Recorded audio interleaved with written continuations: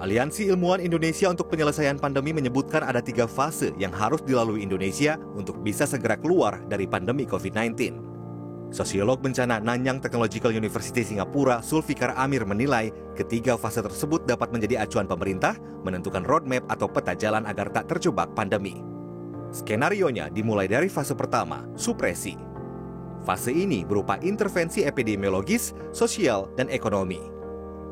Dalam fase supresi, target utamanya adalah menekan angka kasus positif dan kematian akibat COVID-19 secara drastis dalam periode tertentu. Fase ini memerlukan strategi kombinasi antara pembatasan sosial dan tracing atau pelacakan secara masif. Fase berikutnya adalah stabilisasi. Skenarionya mengembangkan teknik pengendalian risiko dan penguatan surveillance untuk pelacakan maupun pemantauan isolasi. Fase ini bertujuan mengendalikan skala penularan pada tingkat tertentu.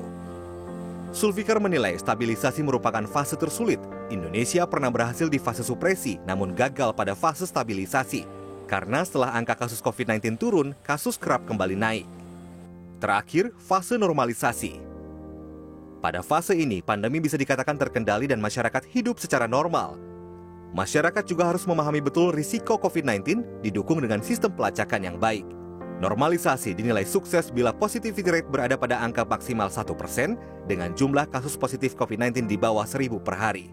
Kalau misalnya pemerintah mau menerima roadmap ini lalu kemudian menjadikan sebagai acuan di dalam melakukan proses menuju kondisi endemik, maka roadmap ini bisa disosialisasikan sehingga setiap komponen di dalam pemerintahan dan juga masyarakat itu juga bisa mengikuti. Kepala Bidang Pengembangan Profesi Perhimpunan Ahli Epidemiologi Indonesia, Mas Dalina Pane menjelaskan ada sejumlah hal yang harus diperhatikan untuk mengubah pandemi menjadi endemi. Nah, berapa lama suatu penyakit ini menjadi endemi?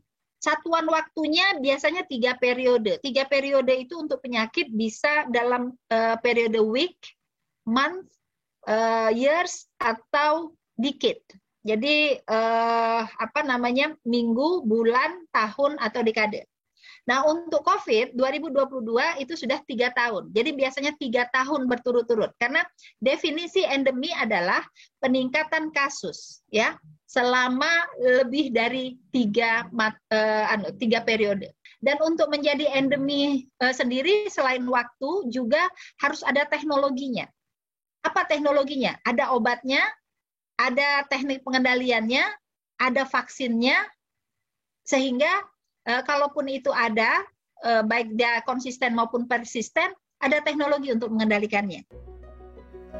Peneliti vaksin dan imuno-onkologi Ines Atmo Soekarto yang juga tergabung dalam Aliansi Ilmuwan Indonesia untuk Penyelesaian Pandemi menegaskan skenario yang telah disusun harus dibarengi dengan suksesnya program vaksinasi COVID-19.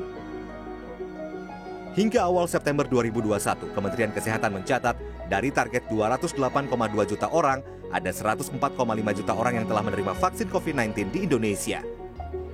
Namun saat ini belum ada data yang mampu menunjukkan kinerja dari vaksin yang telah diberikan. Semua vaksin itu beda-beda. Belum lagi kita juga belum tahu benar kinerja masing-masing vaksin yang ada, kinerja jangka panjangnya bagaimana gitu kan. Apakah perlindungan itu 5 bulan, 6 bulan, 1 tahun, 2 tahun, kita masih belum tahu karena semua ini masih berjalan dengan begitu cepat. Karena itu sangat penting adanya real time data gitu kan, data, dan data itu sebaiknya jangan hanya dari negara lain, tetapi data-data dari negara kita sendiri. Jadi bagaimana kinerja vaksin di negara kita. Direktur Pencegahan dan Pengendalian Penyakit Menular Langsung Kementerian Kesehatan Siti Nadia Tarmizi menjelaskan saat ini efektivitas vaksin COVID-19 belum bisa diukur. Bahwa efektivitas vaksin itu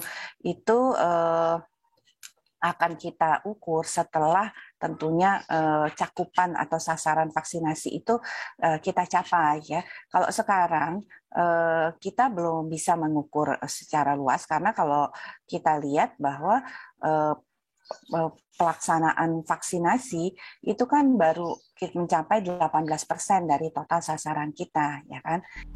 Menurut Ketua Bidang Komunikasi Publik Satgas Penanganan COVID-19 Heri Trianto, pemerintah sebenarnya telah melakukan upaya mempercepat Indonesia keluar dari pandemi melalui berbagai kebijakan.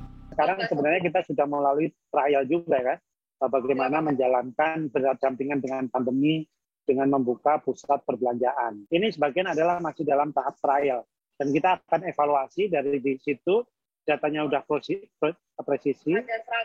sesuai di Indonesia, nanti kemudian akan dilakukan penyusunan tadi, roadmap tadi. Roadmap atau skenario pasca pandemi sejatinya disusun untuk menjadi acuan agar Indonesia tak terjebak pandemi COVID-19 dalam waktu yang lama. Masyarakat butuh kepastian kapan dapat hidup berdampingan dengan virus corona. Victor Pangaribuan, Aryo Asmoro, Jakarta.